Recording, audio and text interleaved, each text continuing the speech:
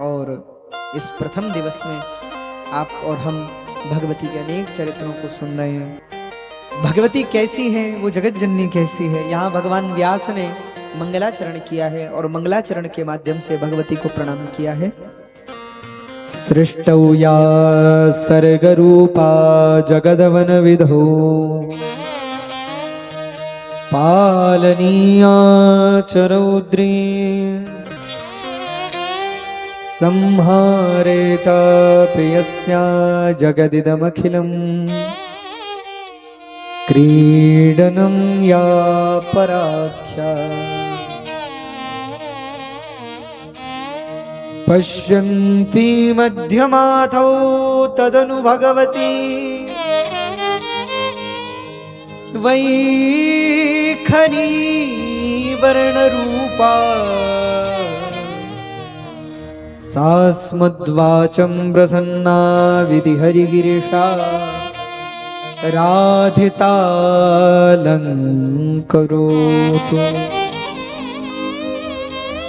श्रीमद् देवी भागवत में भी पूर्व में महात्म्य है।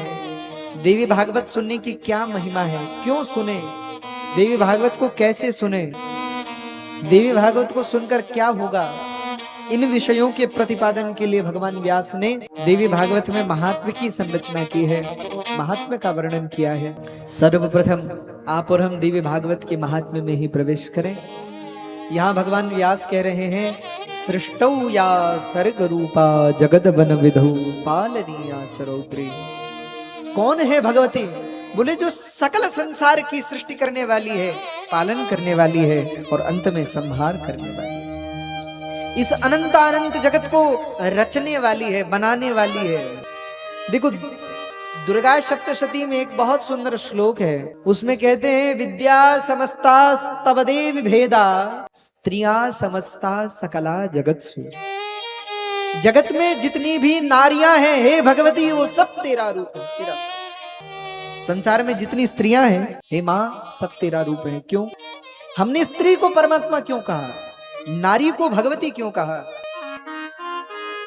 बहुत गंभीर विषय है, स्मरण चिंतन करने का विषय है। क्योंकि नारी में ही शक्ति है कि वो सृजन कर सकती है, पुरुष में ये क्षमता नहीं है।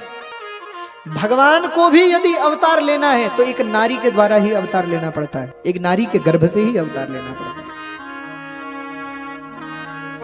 नारी में ये क्षमता है कि किसी जीव को जन्म दे सकती है। और संसार में देखो, प्रकृति में या तो परमात्मा किसी वस्तु का सृजन कर सकता है और या तो फिर नारी है जो किसी का सृजन कर सकती है, किसी को जन्म दे सकती है। दूसरा, एक नारी ही है जो बच्चे का पालन करती है, पोषण करती है। और एक नारी ही है जो मां के रूप में, गुरु के रूप में भी बच्चे के अंदर जो दोष हैं, जो विकार हैं, जो कमियां हैं, उनका संहार भी करती है। बच्चे को जन्म देती है तो सृजन करती है, बच्चे को दूध पिलाती है तो पालन करती है, और बच्चे के जीवन में संस्कारों का वर्धन और जो कोई दोष है, कोई कमियां हैं, उनको मिटाने का काम भी मां करती है, इसीलिए संहार भी करती है। इसलिए हमने नारी को भगवती कहा, नारी को जगत जननी जगदम्बा कहा। हे मां, तुम ही जगत की सृष्टि करने वाली हो, पालन करने वाली हो और अंत में संहार करने वाली हो। लेकिन ये तुम्हारा क्या है, कार्य है? बोले नहीं। संहारे चापि यस्या जगदिदमखिलम् क्रीडनं या पराख्या। क्रीडनम खेल है, भगवती का काम नहीं है संसार को बनाना, चलाना और मिटाना। ये तो भगवती का खेल है, खेल रही है वो माँ।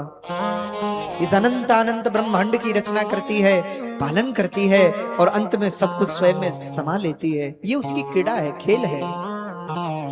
पश्यन्ति मध्यमाथौ तदनु भगवती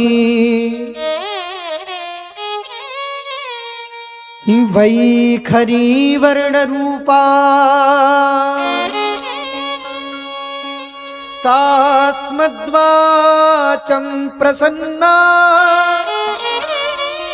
विधि हरिगिरिशाराधितालङ्करोतु पश्यन्ती मध्यमाथौ तदनु भगवती पश्यन्ती मध्यमाथौ तदनु भगवती।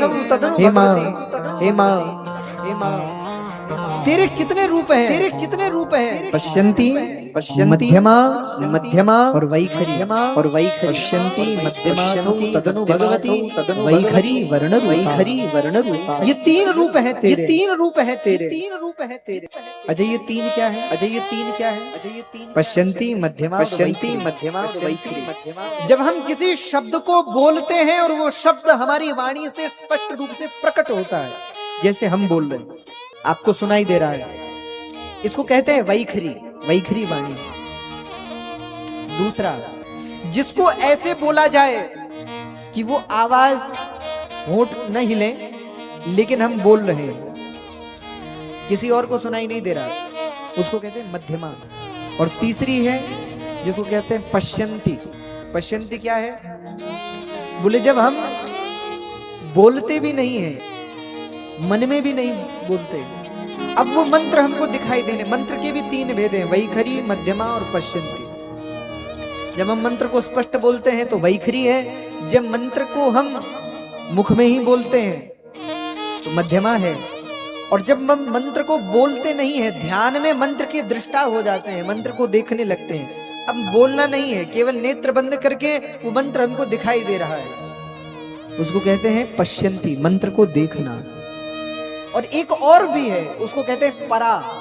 परा क्या है, बोले अब मंत्र दिखना समाधि कहते हैं, जब व्यक्ति निर्विकल्प हो जाता है उस अवस्था को कहते हैं परा। तो वैखरी, मध्यमा, पश्यन्ती और परा। हे भगवती, ये चारों स्वरूप तेरे ही। पश्यन्ती मध्यमाथौ तदनु भगवती वैखरी वर्ण रूपा सास्मद्वाचं प्रसन्ना विधि हरिगिरिशा राधितालंकरोतु। ब्रह्मा, विष्णु और शिवादि को भी